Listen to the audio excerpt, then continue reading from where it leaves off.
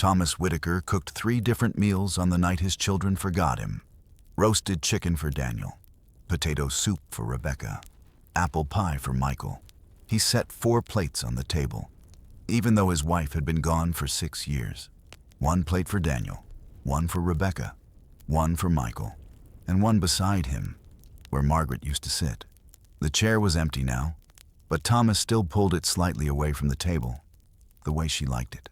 At 6:30, the food was hot. At 7:15, he reheated the chicken. At 8:03, he stopped looking through the window every time headlights passed the house. At 8:47, the candles had burned low. At 9:12, Thomas finally unlocked his phone and read the messages he had been afraid to open. "Sorry, Dad. Something came up. Can we do another day? Happy birthday. Love you." 3 children. 3 messages. No footsteps on the porch. No laughter in the kitchen. No one saying, "Dad, I'm sorry we're late." Thomas looked at the table he had prepared with hands that had spent a lifetime fixing things, carrying things, paying for things, building things. And for the first time since Margaret's funeral, he whispered into the empty room, "Lord, am I still needed by anyone?" He did not know that the answer would come through a forgotten prayer journal, a painful confession from his daughter, and a 17-year-old boy who knocked on his door when Thomas thought his story was already over. Thomas Whitaker was 68 years old, retired, widowed, and respected by almost everyone who barely knew how lonely he was. At church, people called him faithful. In the neighborhood, people called him dependable. His children called him Dad, but not as often as they used to. For 43 years, Thomas had worked with his hands. He fixed engines, repaired fences, painted rooms, built cabinets, changed tires in the rain, worked overtime when bills were due. He was not the kind of man who said much about feelings. He showed love by doing. If the car broke down, he came. If the rent was short, he helped. If a pipe leaked, he showed up with tools before anyone finished explaining the problem. Margaret used to say, "Thomas loves with his toolbox," and she had meant it kindly. But after she died, the house became too quiet for tools. The garage still smelled of sawdust and oil. Her Bible still sat near the living room window. Her favorite blue sweater still hung in the closet because Thomas could not bring himself to move it. For 6 years, he told everyone he was fine. He said it after church. He said it to his children. He said it to Pastor Samuel. He said it so many times that people began to believe him. But every evening, when the house settled and the silence grew heavy, Thomas would sit at the kitchen table and listen to the refrigerator hum, the clock tick, and the old floor creak, like it was remembering footsteps that no longer came. He missed Margaret. He missed being needed. And more than anything, he missed the version of family that existed when the children were young enough to run into his arms without checking their calendars first. After the birthday dinner, Thomas cleaned the table slowly. He wrapped the chicken, poured the soup into containers, covered the apple pie. Then he stood at the sink and washed 4 plates, even though only 1 had been used. The next morning, Daniel called, "Dad, I'm sorry about last night. Work got crazy." Thomas looked out the window. "It's all right. We'll do something soon." Sure, but Thomas knew what soon meant. Soon was the polite word adult children used when life had no room. Rebecca texted 2 days later, "I'm sorry, Dad. I know I missed it. Things have been complicated." Thomas typed, "No problem." Then deleted it, then typed, "I understand." Then deleted that too. Finally, he sent, "It's okay." Michael sent a voice message. "Happy late birthday, Dad. I'll come by this weekend." He did not. By Sunday, Thomas sat alone in the back row of church. Pastor Samuel noticed. He was an older pastor with kind eyes and the patience of a man who had listened to many people say they were fine while their hearts were breaking. After service, he placed a hand on Thomas's shoulder. "How was your birthday?" Thomas smiled. "Quiet." Pastor Samuel waited. Thomas added, "The kids were busy." The pastor nodded. "That must have hurt." Thomas looked away. "They have their own lives." Yes, Pastor Samuel said. But that does not mean your pain is imaginary. Thomas swallowed. Pain was easier when no one named it. He shrugged. I'm old, Pastor. This is what happens. Pastor Samuel looked at him carefully. Retirement may end a job, Thomas, but it does not end a calling. Thomas gave a weak smile. That sounds like something pastors say, and lonely men dismiss. Thomas almost laughed, but he did not, because something in the sentence had found him.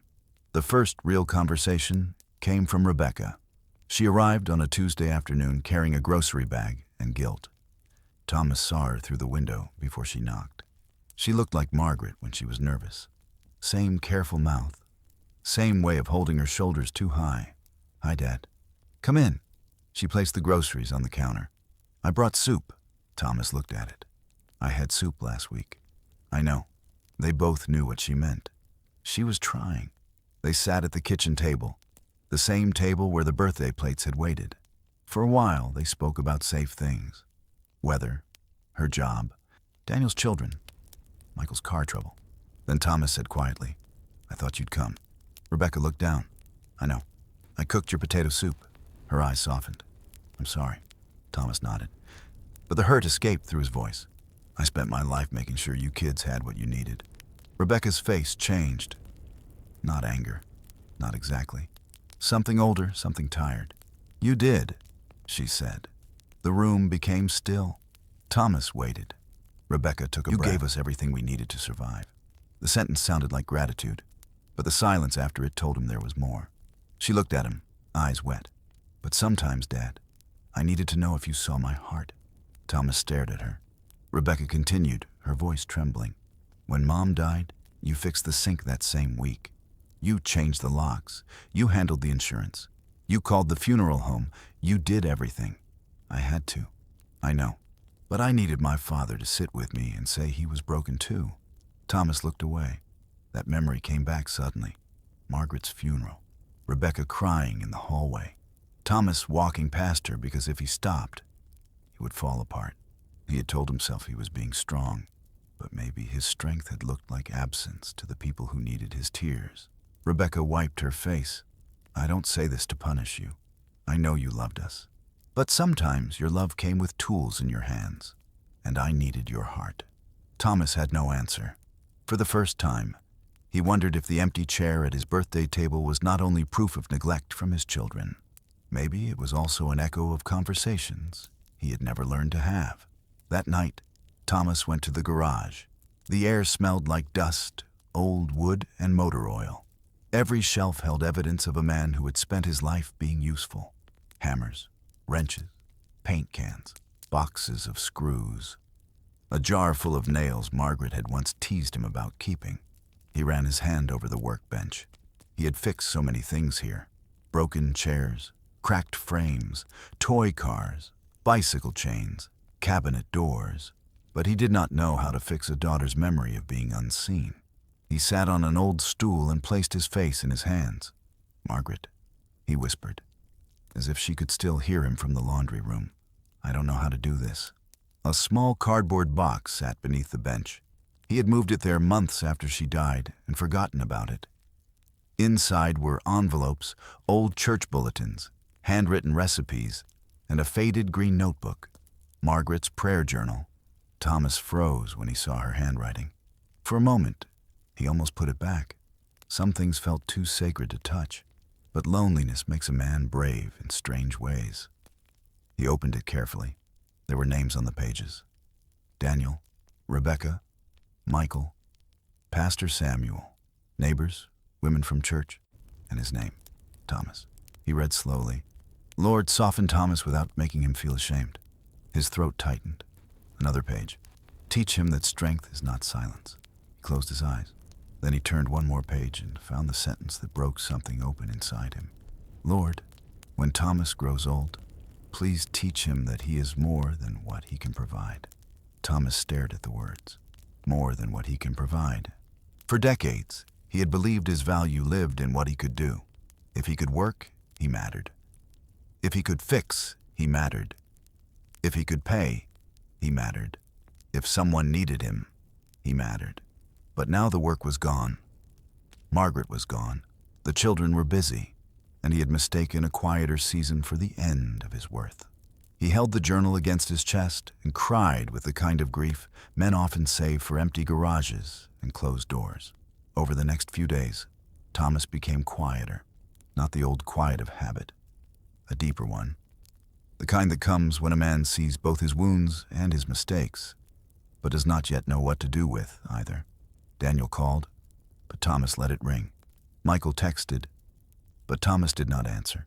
Rebecca sent, "I hope I didn't hurt you more." Thomas read it 12 times and could not reply. On Saturday morning, he walked through the house and saw memories everywhere. A pencil mark on the door frame where Daniel's height had been measured. A small chip in the tile from when Michael dropped a toy truck. A stain on the table from Rebecca's science project. Margaret used to say, "This house is full of proof we lived."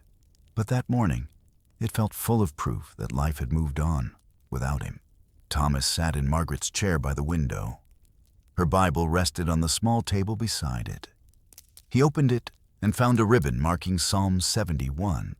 His eyes fell on the verse.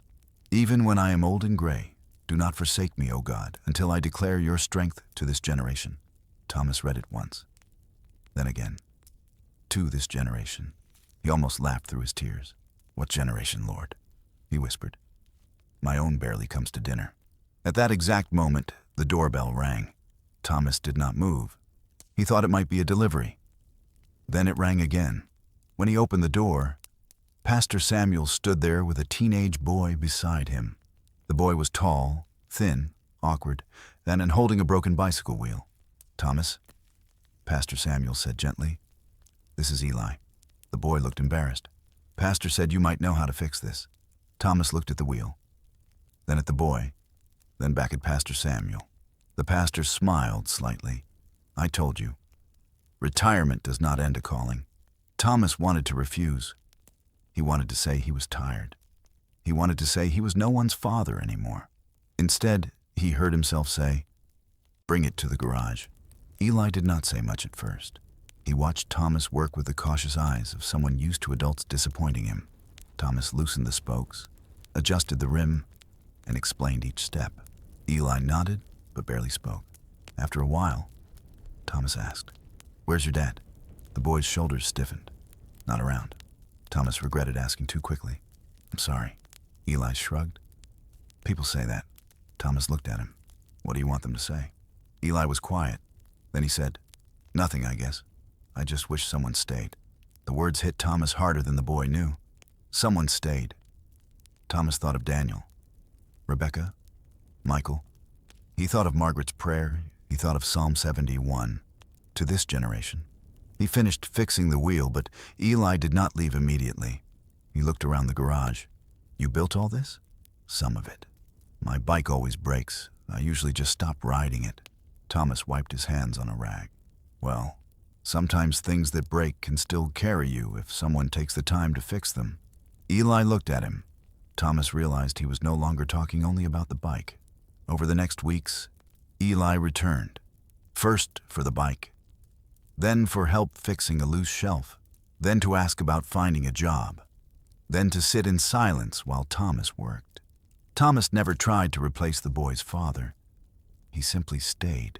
And in staying, something inside Thomas began to wake up, not because Eli filled the place of his children. He did not. But because God was showing Thomas that fatherhood was not only a title tied to biology. Sometimes it was presence, patience, a hand steady enough to teach, a heart humble enough to listen. One afternoon, Eli asked, "Do you ever feel like your life already happened?" Thomas paused. He looked at the boy and nearly smiled. "Every morning." "What do you do about it?" Thomas looked toward the house, where Margaret's journal sat beside her Bible. "I'm learning to ask God what still needs to happen." Thomas's story carries a truth many people need to hear, especially when age, grief, retirement, or loneliness begin to whisper that usefulness is the same as worth. Psalm 71:18 says, "Even when I am old and gray, do not forsake me, O God, until I declare your strength to this generation." That prayer does not belong only to the young. It belongs to those who have lived long enough to carry scars, regrets, memories, and wisdom.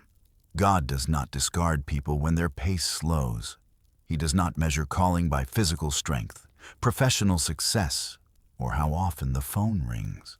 Isaiah 46:4 says that God carries his people even to old age and gray hairs. The same God who carried Thomas when he was young had not abandoned him when the house grew quiet. But Scripture also speaks to families. Ephesians 6:2 says, "Honor your father and mother." Honor is not pretending there were no wounds. Honor is not denying painful family histories. Honor is not forcing shallow closeness where repentance is needed.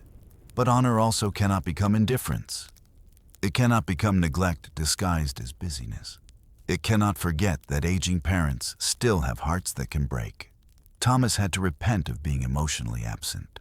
His children had to learn that distance may explain pain, but it does not have to become permanent neglect. The Bible's vision is deeper than guilt. It calls families toward humility, toward listening, toward repair, toward love that tells the truth and still reaches across the table. Thomas invited his children again. Not for a birthday, not for a holiday, not with guilt, just a message. I would like to have dinner with you, not because you owe me, because I want to know you before I am gone. Daniel called first. His voice was quiet. Dad, are you sick? Thomas closed his eyes. No. Then why would you say that? Because I should have said it years ago. There was silence. Then Daniel said, I'll come. Rebecca came too. Michael arrived late, but he came. This time, Thomas did not cook 3 different meals. He made 1 pot of stew and placed bread on the table. Simple, warm, enough. They sat awkwardly at first. Adult children around an old table, all carrying versions of the same family that did not match. Thomas looked at them and felt fear rise in him. The old instinct told him to talk about the weather, the car, the house, anything safe. Instead, he said, I thought giving you everything meant I was loving you well. No one moved. His voice trembled. But I think there were times I gave you what my hands could do because I did not know how to give you what my heart felt. Rebecca began to cry. Daniel looked down. Michael swallowed hard. Thomas continued. I am sorry for the times I was present in the house, but absent from your pain. The room changed. Not fixed, but opened. Rebecca reached across the table and took his hand. I'm sorry I stayed away instead of telling you. Daniel said, I became like you, Dad. Busy, always working. I didn't even see what I was doing. Michael wiped his eyes and whispered, I didn't know how to come here after Mom died. Everything felt empty. Thomas looked at Margaret's chair. For the first time in 6 years, it did not feel like the chair accused them. It felt like it had been waiting for honesty. No one solved everything that night, but they stayed past dessert. And when Daniel stood to leave, he hugged his father longer than usual. Thomas held on, not desperately, gratefully. Months passed. The family did not become perfect. Daniel still worked too much, but he began calling on Thursdays. Rebecca and Thomas met for breakfast twice a month and learned how to speak more honestly. Michael fixed the loose railing on the porch with his father, and for once, they talked while working. Eli kept coming to the garage. Eventually, Thomas taught him how to repair more than bicycles, how to show up on time, how to apologize without excuses, how to pray before making decisions, how to be gentle without being weak. One Sunday, Eli stood beside Thomas in church. Pastor Samuel watched them from across the room and smiled. After service, Eli said, You know, you're kind of like a grandfather. Thomas pretended to be offended. Kind of. Eli grinned. Thomas laughed. It was the first laugh that sounded like life returning to a room that had been closed too long. Later that day, Thomas sat by the window with Margaret's prayer journal open in his lap. He read her words again. Lord, when Thomas grows old, please teach him that he is more than what he can provide. He looked around the house. The table was not full every night. The phone did not ring every hour. His body still ached in the morning. Margaret was still gone. But something had changed. Thomas no longer measured his life only by who needed him the way they used to. He began to see that purpose does not always return as a crowd. Sometimes it returns as one conversation, one apology, one open Bible, one teenage boy with a broken bicycle, one adult child willing to sit at the table again. Maybe you know Thomas's story. Maybe you are older now, and the world feels like it has moved on. Maybe the children are busy. Maybe the house is quiet. Maybe the work that once gave structure to your days has ended. Maybe grief has made you wonder if your best chapters are behind you. Or maybe you are the adult child, busy, tired, carrying your own wounds, unsure how to honor without pretending the past was perfect. This story does not offer an easy answer, but it does offer a true one. God is not finished with a life simply because it has grown older. And family healing does not always begin with everyone agreeing. Sometimes it begins with one person finally telling the truth with love.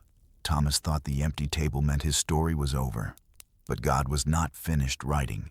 He was only turning the page. If this story spoke to your heart, write the word purpose in the comments. Let it be a simple prayer. Lord, remind me that while there is breath, there is still purpose. If this video helped you reflect, leave a like and subscribe for more Christian stories about faith, family, forgiveness, aging, healing, and biblical truth. And remember, a quiet house does not mean God is finished with your life. Sometimes the deepest calling begins after everyone else thinks the story is over.